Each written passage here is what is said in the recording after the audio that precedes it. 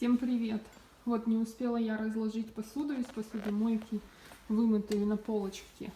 Освободилось место, снежинка залезла, сама запрыгнула, лежит тут, ищет себе занятия или что-то, не знаю, чем ее так интересует все.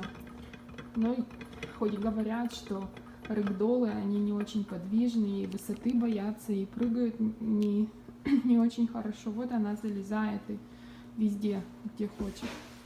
Надоело ей, пошла дальше изучать. Ну все, пока.